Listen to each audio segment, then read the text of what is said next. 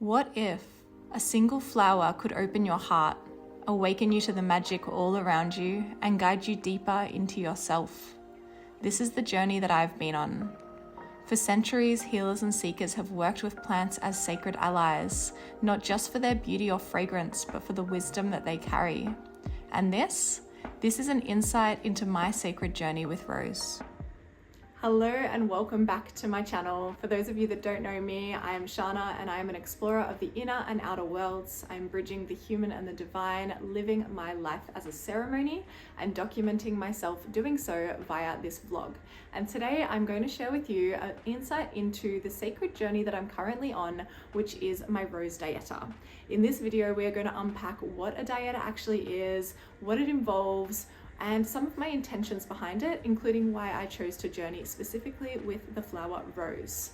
This is part one of a 3-part series. So in the second video, I'm going to take you through what a typical day in the life looks like when I'm doing my Rose Dieta. And in part 3, I'm going to share with you the lessons and learnings from this dieta. So I am currently on day 12 of a 21-day dieta that I'm doing. This is the second Rose Dieta I've ever done. I did one earlier this year and it was absolutely life-changing for me. And this one already in the past 12 days has already been life-changing as well. So I'm curious to see what unfolds and excited to share with you those lessons and learnings in part 3, but I'll try not to go into too many of those for today.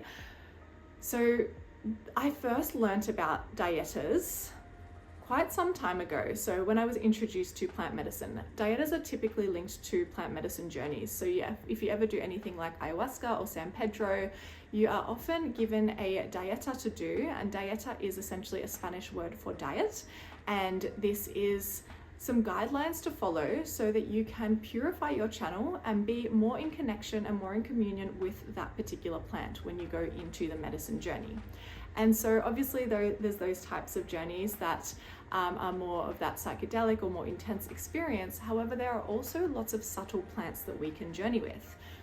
I heard of Rose Dieta many years ago, but then I was called to this when I was part of my dance group. It's called Eclectica Hub, earlier this year. And I sat in ceremony with Rose, just a tea ceremony one evening as part of one of the ceremonies and rituals we did during this class. And Rose said to me that I need to do a dieta with her. At the time, it wasn't the right time. I was too busy. I was like, I can't make the space for a dieta right now, which you'll learn about exactly what it involves shortly. And I essentially just didn't do it for a while. I put it on the back burner. I was like, I know I want to do a Rose Dieta. I know it's important for me to do. I've had this guidance, but at that time, I didn't prioritize it. And then there presented a time when it worked really well. And I was like, okay, I can make this happen. So it was, I believe, in about April of this year. And I had the time and space to do a 10-day dieta with Rose. And so that was the first time I journeyed with Rose. And it was so beautiful to receive her guidance and her wisdom. And I got so much from that journey. And she's become a beautiful teacher of mine. And so another opportunity presented itself where I was able to create some more spaciousness in my life and decided I wanted to do another Rose Dieta. And so here we are, it's now August and I'm doing my second Rose Dieta. And so let's go a little bit of a rewind and I'll share with you what a dieta actually is. So I've mentioned a little bit about how we can commune with different spirits of different plants, and how it's often associated with plant medicine. But dietas have actually been a traditional practice in shamanic cultures for centuries. So this isn't something that's new. It makes sense, right? Because shamans are very connected with nature, and this is a beautiful way to commune with nature, with the spirit of your chosen plant. So Rose is one of the master teachers, and she is an incredibly powerful teacher, and she delivers her messages often in a subtle way, except she can also be really powerful and really insightful and really take you deep. I know I've gone quite deep with her. So And this is just in a social dieter. So this is another thing I'll speak to. There are two different types of dieters. There's dieters done in isolation, and there are dieters that are done in more of a social setting, in more of a lifestyle setting.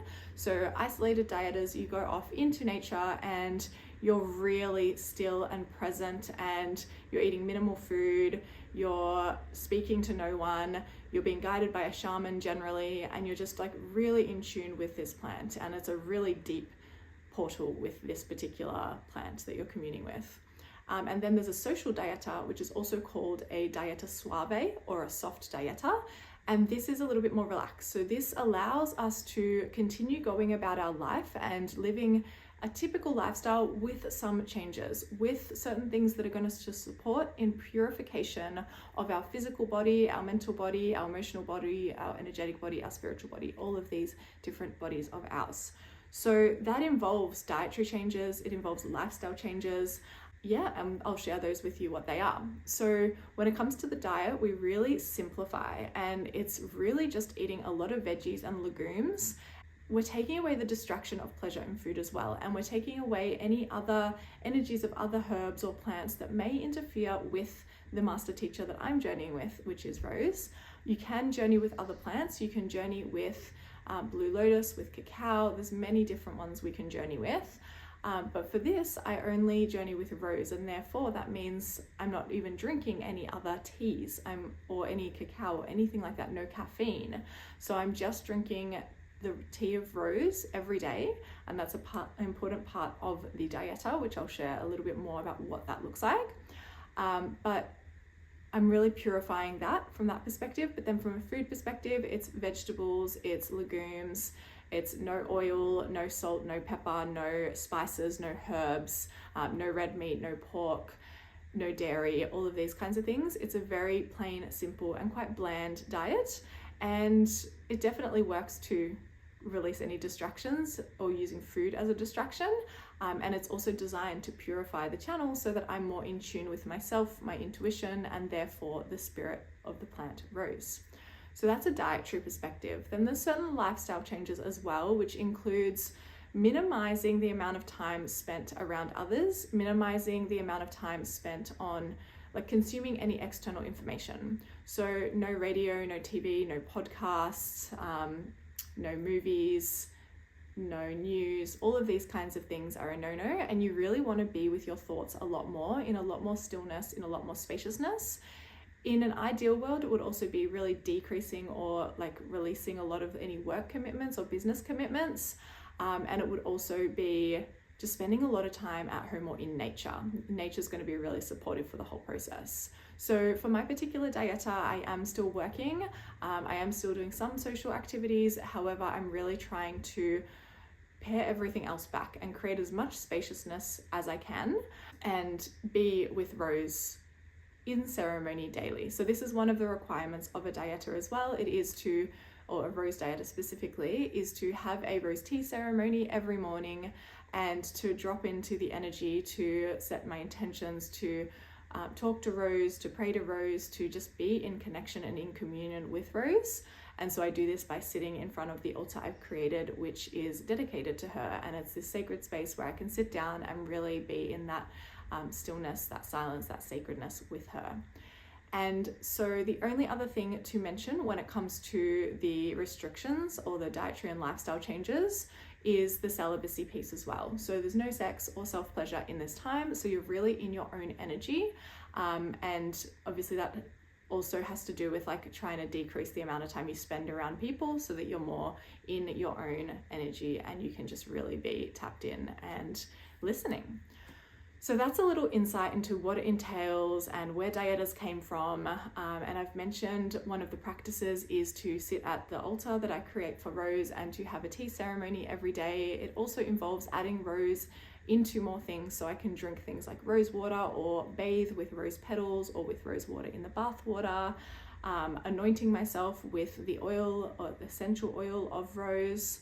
These kinds of things, so that I'm really in relationship and in communion with her throughout the day, and I can smell her scent. I'm drinking her tea or her water. You can sprinkle rose powder on your food if you want to. There's different ways that she can be consumed. But essentially it's really having this intention to listen to her guidance and to be open to her teachings and her wisdom, because she has a lot of it. And so I chose Rose specifically because she chose me. It was really more of a her choosing me than me choosing her. But also she's a representation of the divine feminine. She's a beautiful heart opener, and I personally love the idea of leaning into more love and opening my heart more, loving more of myself, more of others, more of the world I see, more of the world I create for myself and the life I create of myself. So Rose felt like a beautiful teacher for me. She's also there's a whole lineage around Rose. It's the lineage of the Rose, who some ascended masters that I really resonate with and have learned from over the years are in that lineage. People like Mary Magdalene and Mother Mary and even Isis. So it's a really beautiful lineage where we are reclaiming that divine feminine. To me, Rose is also about the sacred union of the healthy feminine and healthy masculine within myself, because we all have these essence energies within us. So that's a little bit about my insight into why Rose and some of even the lessons she's taught me, because originally when I started journeying with Rose, I associated with her with just the divine feminine and just with love and beauty and softness, but she taught me that she also is a symbol of polarity. So she's beautiful and soft, but she's also, her thorns are ugly and sharp. And she is sweet to taste, but she's also bitter in aftertaste. She has the softness, but she also has the strength of her spine, of her stem. So Rose is really, for me, a symbol of this duality and polarity. And because part of my journey here is really wanting to bridge the human and the divine, and to bring the divine and the spirit into my human existence and into my day-to-day life by living life as a ceremony, she really speaks to me. So that is an insight into all things Rose Dieta. I will also share a little insight into my intentions for this particular one. This one for me is really about leaning more into that feminine that I was speaking to earlier. And rather than pushing or forcing or proving, really allowing myself to be more in alignment and still take aligned action, but do it from a place of wholeness, and to be more in that beautiful feminine receptive energy, in that magnetism, in that radiance. They are some of the core themes around why, or the intentions that I have with Rose in this particular dieta.